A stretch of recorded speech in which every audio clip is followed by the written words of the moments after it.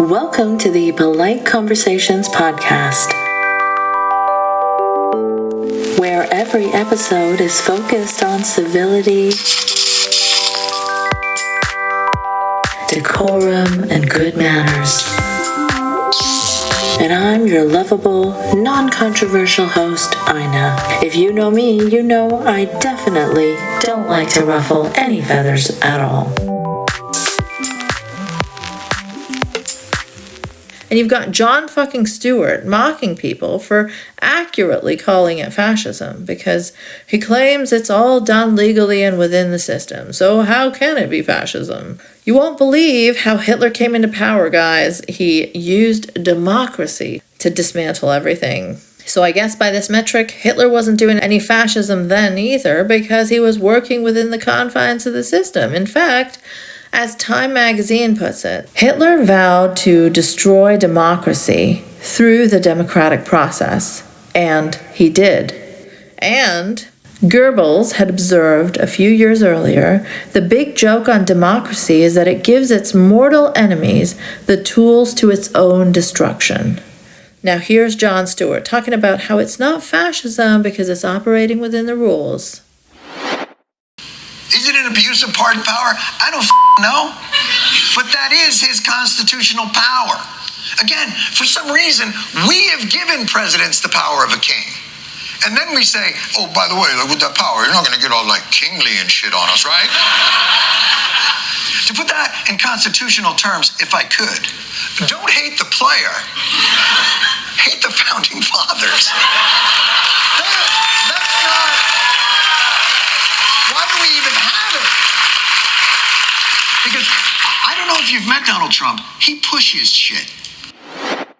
Look, we are facing a deluge of these executive actions, and certainly we must be prepared for those most vulnerable to the consequences of these actions. But this is all fascist argument has become almost a reflex for the left. And he mocks this by making a face, adding a laugh track, and with a compilation of mainstream pundits on like MSNBC, who he seems to be referring to as the left. Donald Trump promised to be a dictator on day one, and he's carried that forward through the entire week. 5 days into this administration, the abuse is already rampant. Throughout the rest of the week, shredding the Constitution as he went. On a fascism scale of 1 to 10, with 10 being peak fascism, how would you rate Trump's first week?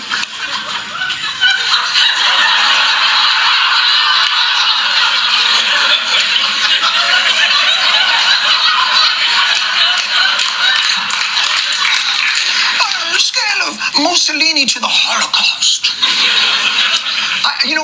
I would say it's not fascism. Do I not understand what fascism is? And also, if I may, and this may be petty, why are we asking someone who at the end of January still has his Christmas tree up? Why are we asking him anything?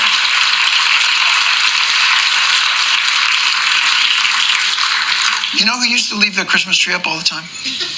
Hitler.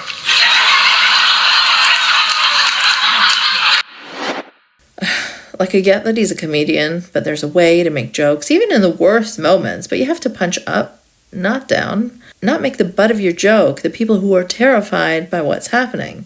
Maybe don't use Hitler jokes to minimize what's happening right now in the U.S. So once again, I'm going to say, fuck Jon Stewart. Makes sense why he was out there defending Joe Rogan when his anti-vax and N-word compilation tape were a topic of discussion, and his both-sidesy criticism of Israeli apartheid and genocide has not exactly been great either.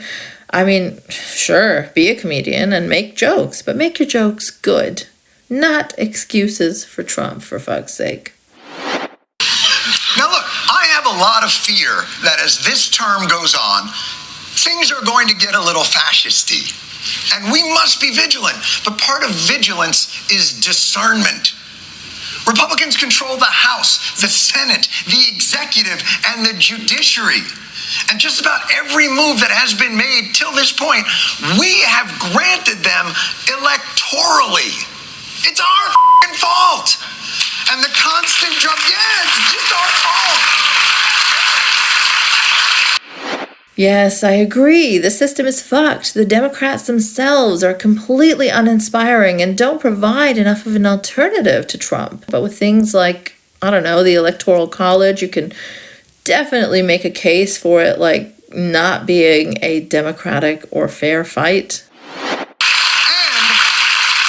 The constant drumbeat of encroaching fascism will erode the credibility we will need hopefully if, and not when, it hits. This line may have worked in early 2016, but it really fucking doesn't now. But the truth is that for now, his most objectionable actions have taken place almost entirely within our designed democratic system. Oh, don't make me say the Hitler thing again, Jon Stewart. Yes, the system sucks and should be completely overhauled. And the fact that Dems do nothing when they're in power to prevent this shit from happening when they're not in power really says it all. The fact that they had 4 years to do something about Trump and his criminal shit and they did not is incredibly fucked. But to minimize the authoritarian power grab on display here is quite the choice. I mean, literally, Trump announced the ethnic cleansing of Gaza as American policy while sitting next to a smirking war criminal who is wanted by the ICC. What type of fascism is Jon Stewart waiting for exactly? For someone to arrive and literally do a Hitler salute? Oh, that already happened on day 1, actually. When can we call it that, John? Like, really, I've just had it with these supposed progressives and liberals who give an inch to any of this bullshit, or act like people are overreacting, or those who seem to be trivializing the urgency of the moment. Thanks for listening. If you enjoyed this episode and would like to support it, there are several ways you can do that. You can share it online, talk about what you just heard. You can leave a 5-star review to help others find it too. And you can also subscribe via patreon.com/nice mangoes. No E in mangoes. If you'd like to follow me on Twitter before it's completely wrecked, you'll find me at Nice Mangoes. Again, no E in mangoes.